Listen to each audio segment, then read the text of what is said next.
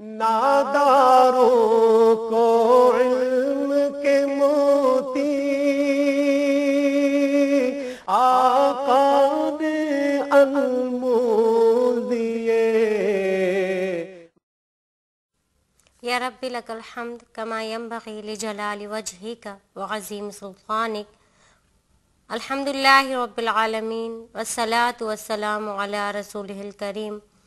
ربنا لا تزغ قلوبنا بعد اذ ہدیتنا ہب لنا من لدنک انک انت الوہاب۔ یا مقلب القلوب ثبت قلوبنا علی دینک۔ رب اشرح لی صدری ویسر لی امری واحلل عقدۃ من لسانی یفقہوا قولی۔ فاعوذ باللہ من الشیطان الرجیم، بسم اللہ الرحمن الرحیم۔ السلام علیکم پیارے بچوں، کیسے ہیں آپ؟ جیسا کہ آپ کو پتہ ہے کہ اس پروگرام میں ہم پیارے رسول صلی اللہ علیہ وسلم کی پیاری باتیں بتاتے ہیں، یعنی احادیث مبارکہ۔ اور آج جو ہم حدیث پڑھیں گے وہ خاص آپ کے لیے، ویسے تو ہم سب کے لیے آپ صلی اللہ علیہ وسلم کی باتیں ہیں، لیکن آج کی جو حدیث ہے وہ در حقیقت آپ کے لیے خوشخبری ہے۔ اب یقیناً آپ بے چین ہو گئے ہوں گے کہ ایسی کون سی حدیث ہے جس میں ہمارے لیے خوشخبری ہے۔ چلیں بچوں، ہم انتظار نہیں کرواتے اور حدیث پڑھتے ہیں ہم حدیث۔ اچھا، سب سے پہلے ہم راوی حدیث کا تعارف کرتے ہیں کہ یہ حدیث کس نے بتائی ہے۔ اور اس حدیث کی راویہ ہماری ماں سیدہ عائشہ رضی اللہ تعالی عنہا ہے۔ اور جیسا کہ میں نے پہلے بھی آپ سے کہا تھا کہ سیدہ عائشہ رضی اللہ عنہا آپ صلی اللہ علیہ وسلم کی زوجہ محترمہ اور تمام امت کی ماں ہیں، کیونکہ قرآن پاک میں اللہ تعالیٰ نے ان کو مخاطب کر کے کہا ہے، یعنی تمام ازواج مطہرات کو، کہ تم مومنین کی مائیں ہو۔ تو اس لیے ہمیں کہنا چاہیے ہماری ماں حضرت عائشہ رضی اللہ تعالی عنہا۔ تو یہ حدیث حضرت عائشہ رضی اللہ تعالی عنہا سے مروی ہے، جو کہ حضرت ابوبکر صدیق رضی اللہ عنہ کی صاحبزادی تھیں، اور ان کا لقب طاہرہ اور حمیرہ ہے۔ اور انہی کے بارے میں قرآن پاک میں سورہ نور میں آیات بھی نازل ہوئی ہیں۔ حضرت عائشہ صدیقہ رضی اللہ تعالی عنہا نہایت نیک تھیں اور بہت زیادہ آپ صلی اللہ علیہ وسلم سے محبت کرتی تھیں، اور آپ صلی اللہ علیہ وسلم کو بھی حضرت عائشہ رضی اللہ تعالی عنہا سے بہت محبت تھی۔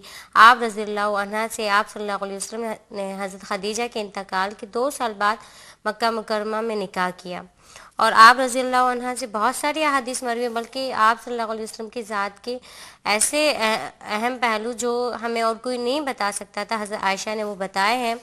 اور ایک عام انداز کے مطابق ان سے 2210 احادیث مروی ہیں، اور اسلام کی ذیل میں آپ نے امت کے لیے بڑا وسیع ذخیرہ چھوڑا ہے، یعنی فقہ میں بھی اور اسی طریقے سے تفسیر میں بھی۔ آئیے بچوں، اب ہم حدیث پڑھتے ہیں۔ اللہ علیہ وسلم، صلی اللہ علیہ وسلم۔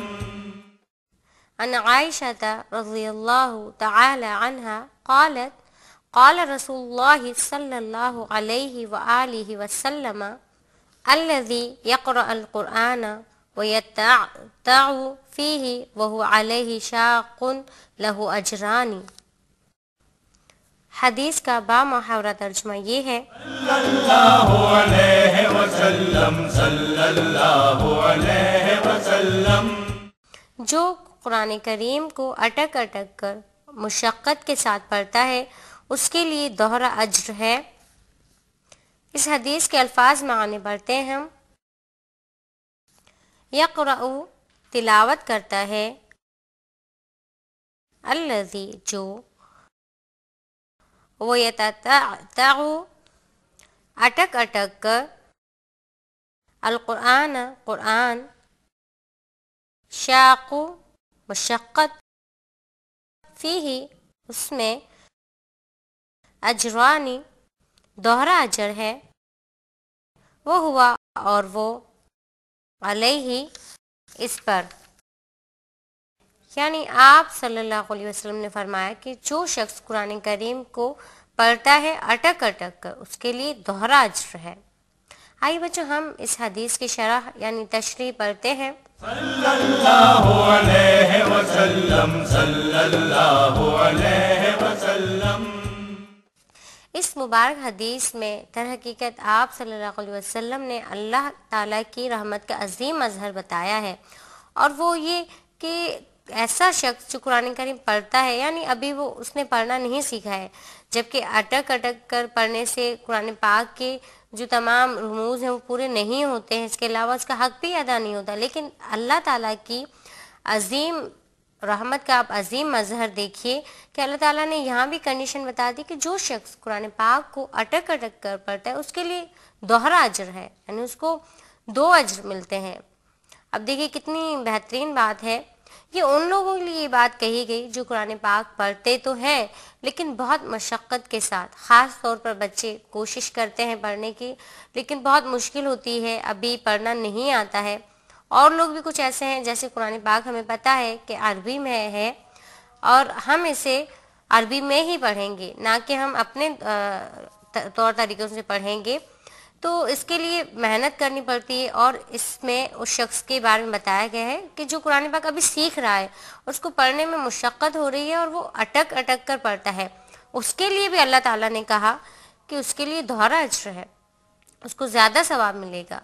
دیکھیے اللہ تعالیٰ کی رحمت کا کتنا عظیم مظہر ہے، جبکہ اس کے علاوہ ہم پڑھ چکے ہیں قرآن پاک کی آیت ہے کہ وَرَتِّلِ الْقُرْآنَ تَرْتِیلًا، قرآن کو خوب ٹھہر ٹھہر کر خوبصورتی سے اور سنوار کر پڑھو۔ لیکن یہاں پھر یہ بھی بتا دیا گیا ایک اور حدیث میں، جیسا کہ آپ صلی اللہ علیہ وسلم نے کہا کہ مَن لَمْ يَتَغَنَّ بِالْقُرْآنِ فَلَيْسَ مِنَّا، جو قرآن پاک کو تجوید سے نہیں پڑھتا وہ ہم میں سے نہیں ہے۔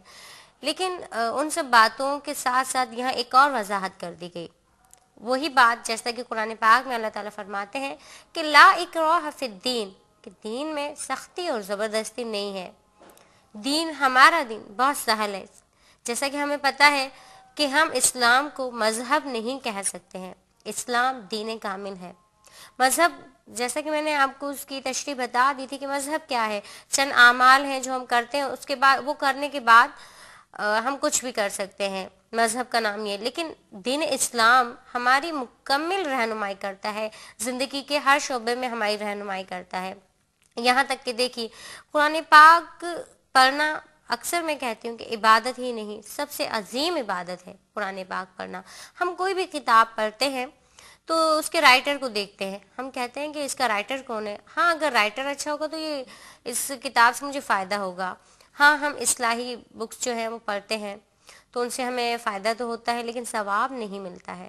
اور اس کتاب کا رائٹر کون ہے؟ خود اللہ تعالیٰ ہے۔ دیکھیے عظیم کتاب، عظیم رائٹر، اس کے رائٹر تو اللہ تعالیٰ ہے۔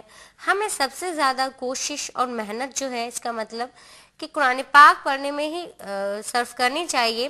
اسی لیے اللہ تعالیٰ نے آپ صلی اللہ علیہ وسلم کے ذریعے یہاں یہ بات بتا دی کہ جو شخص قرآن پاک کو اٹک اٹک کر بھی پڑھتا ہے، چاہے اس کو کتنی مشقت کیوں نہ ہوتی ہو، تو اس کے لیے دوہرا اجر ہے۔ اللہ تعالیٰ کی رحمت کا کتنا عظیم مظہر ہے۔ وہی بات ہو رہی تھی کہ ہم رائٹر کو دیکھتے ہیں تو اس مبارک کتاب کے رائٹر تو اللہ تعالیٰ ہے۔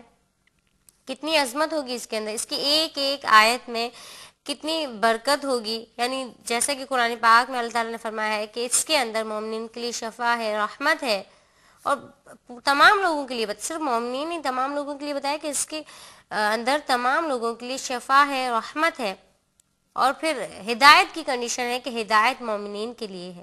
دیکھیے ہم دنیا کی تمام کتابیں پڑھ لیں، بہت ساری کتابیں پڑھ لیں، ہاں ہماری نالج میں تو اضافہ ہوگا، لیکن کیا ہے کہ ثواب نہیں ملے گا۔ ثواب اگر ہمیں ملے گا، اجر جو ہمیں ملے گا وہ قرآن پاک کی تلاوت ہی میں ملے گا۔ کتنا عظیم اجر آپ صلی اللہ علیہ وسلم بتایا۔ آپ صلی اللہ علیہ وسلم نے ایک مبارک حدیث میں بتایا کہ میں یہ نہیں کہتا کہ الف لام میم ایک حرف ہے، بلکہ الف ایک حرف ہے، لام ایک حرف ہے اور میم ایک حرف ہے۔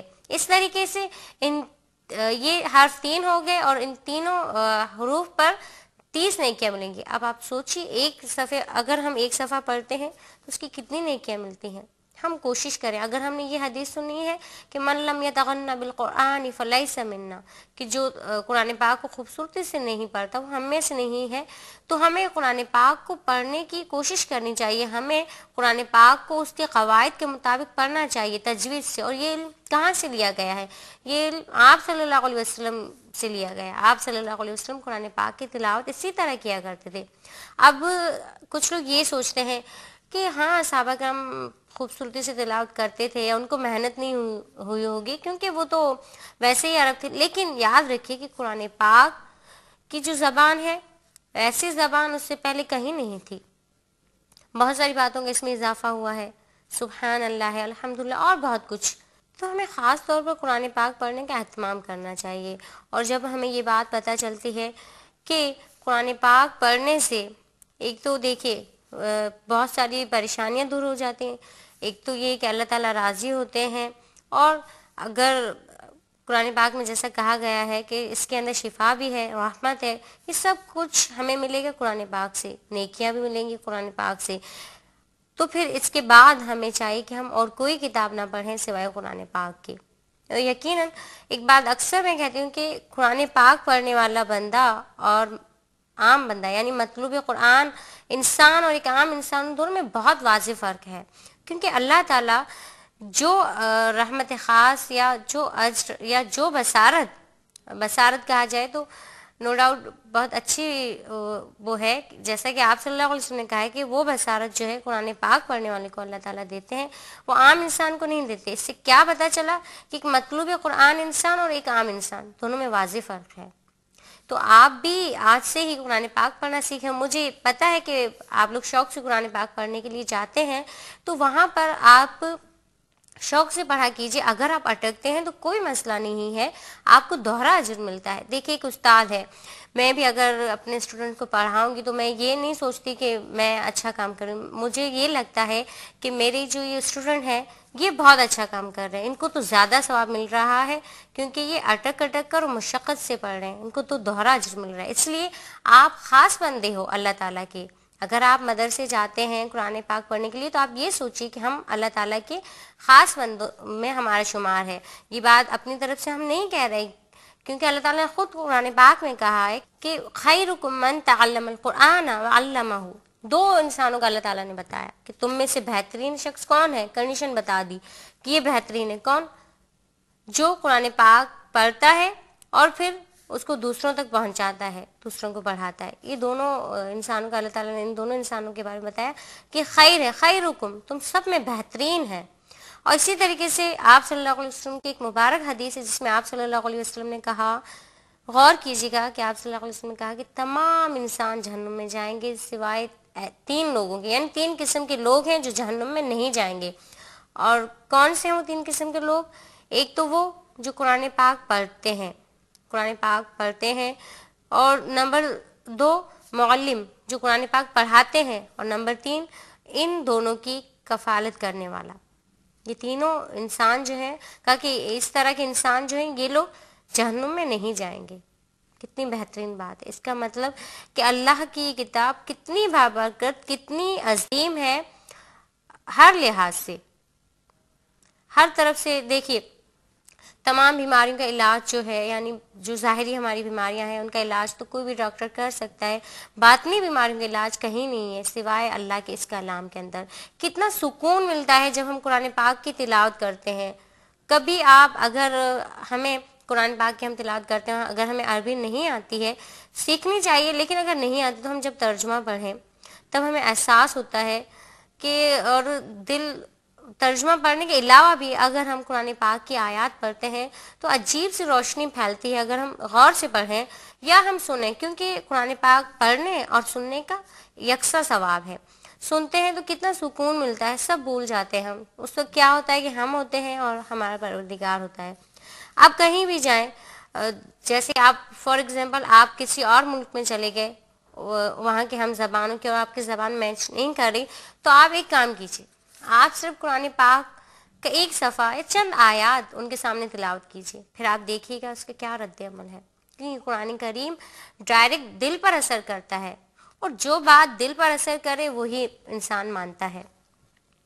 تو بچوں خاص طور پہ یہ آپ کے لیے بات تھی کہ آپ لوگ اگر قرآن پاک پڑھتے ہیں اور اٹکتے ہیں یا آپ کو مشقت ہوتی ہے تو آپ اس سے گھبرائیے نہ اور پریشان نہ ہوئیے گا، کیونکہ آپ صلی اللہ علیہ وسلم نے اس مبارک حدیث میں خوشخبری دی ہے ان لوگوں کے لیے جو اٹک کر قرآن پاک پڑھتے ہیں.